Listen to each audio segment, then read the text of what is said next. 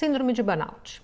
Doença, não doença, até em termos legais, como é que é isso?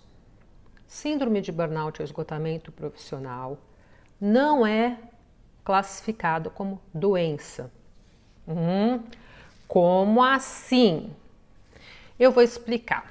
Tem um negocinho que é um livrinho, isso daqui é o CID-10, que é a Classificação Internacional das Doenças. A gente já está no CID-11. Isso aqui é só para mostrar para você que isso aqui é só de psiquiatria, é uma lista das patologias. Quer dizer, você identifica que a pessoa tem algum problema e aí existe aqui a classificação que tenta abarcar todas as possibilidades de alterações.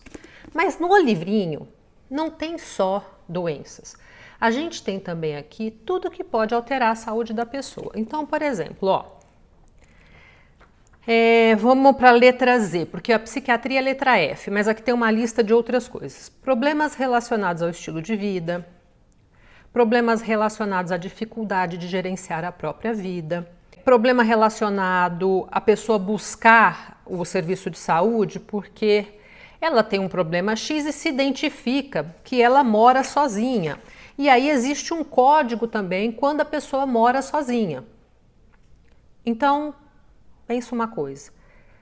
As doenças estão nesse livrinho, mas o que pode vir a alterar a qualidade de vida dela também é colocado aqui. Então, quando eu comecei a estudar isso, lá mais de 20 anos, eu trouxe para o Brasil esse assunto porque as pessoas não acreditavam que ele existia, que é a síndrome de burnout ou esgotamento profissional. Ele era colocado como Z73. O que é o Z73? É a sensação de estar acabado. E aí estava dentro de um grande bloco que era o bloco das dificuldades de gerenciamento da própria vida. E hoje, como é que isso está classificado? Como a síndrome de burnout foi classificado no novo livrinho que é o CID-11? Mudou de jeito? Virou doença? Não, olha só. Agora, a síndrome de burnout ou esgotamento profissional está dentro dos fenômenos relacionados ao trabalho. Então, ela é resultante de um processo de estresse crônico no trabalho. Mas qual a causa? Porque se a gente sabe a causa, é doença. Mas olha o nome, síndrome de burnout, nós não temos noção da causa. Por quê? Porque ela é multivariada. O que a gente pode saber e já se antecipar são os sintomas. A pessoa tem manifestações? Ela tem. Então, por exemplo, ela se sente esgotada, pouca energia, ela sente que está realizando pouco profissionalmente, não se sente realizada. E também tem uma certa dificuldade até de lidar com as pessoas. Às vezes fica irritada com as pessoas, não está muito afim do contato. Então, tudo bem, isso a gente está sabendo. Mas o porquê será isso? Existem explicações e cada caso vai ser diferente, porque muitas vezes você, na verdade, está com um quadro já de ansiedade e de depressão, que é uma coisa sua, por exemplo, até um fator genético, e aí na interação com aquele trabalho você se sente esgotado, mas a base de verdade é um quadro depressivo, é um quadro ansioso, é um quadro de oscilação de humor. Então, por exemplo, a pessoa, quando ela está acelerada na oscilação de humor, na bipolaridade, ela quer fazer muitas coisas, ela se diverte, ela se dedica, ela fica horas trabalhando, ela assume responsabilidades, etc. Tá bom. Mas a história natural é que depois de um quadro de aceleração, a pessoa entra num quadro de baixa energia e aí ela se sente esgotada. Só que ela vai explicar isso na relação com o trabalho, porque essa relação é que é a nossa maior parte das horas do dia, é onde a gente passa trabalhando.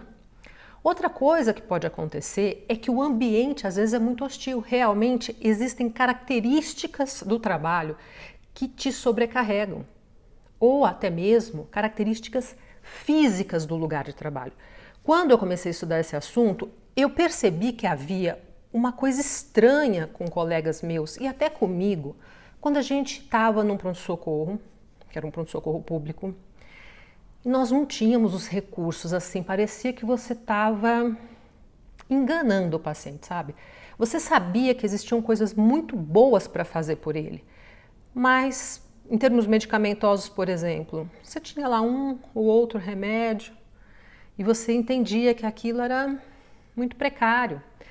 Então, começa a mexer com seus valores. O ambiente físico era hostil, a gente não comia direito. A gente não conseguia ter um cochilo, porque você acha que médico não pode cochilar, gente? Da onde vocês estão tirando isso? Vocês querem arriscar a vida de todo mundo quando o cara fica... Tem hora que não dá, você tem que ficar acordado direto, não tem jeito. Mas assim, se você pode dar uma descansada de vez em quando, a gente é material biológico, não adianta ficar se enganando. Não adianta. Precisa, às vezes, de, sabe, aquela baixada de energia para você conseguir dar uma descansada. Bom, enfim, até ir no banheiro era um negócio complicado. E eu percebia nos meus colegas até que um disse assim para mim, quanto mais eu estou aqui, menos eu estou.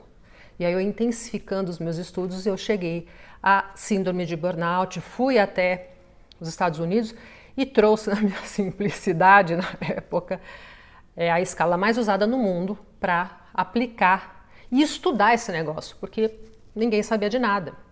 Então agora o esgotamento profissional, a síndrome de burnout, tem um outro código, saiu do Z73 e foi para o QD85. Fenômenos, problemas relacionados ao trabalho, estresse crônico que leva a isso. Mas estresse crônico por quê? Tem características do indivíduo, tem características do trabalho ou é uma mistura das duas coisas? Cada caso é uma coisa e não é doença. Então, por questões legais, a gente tem que tomar cuidado, porque você não tem como culpar a empresa ou o indivíduo.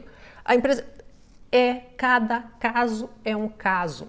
Não dá para generalizar. E a gente não sabe a causa, então não é doença.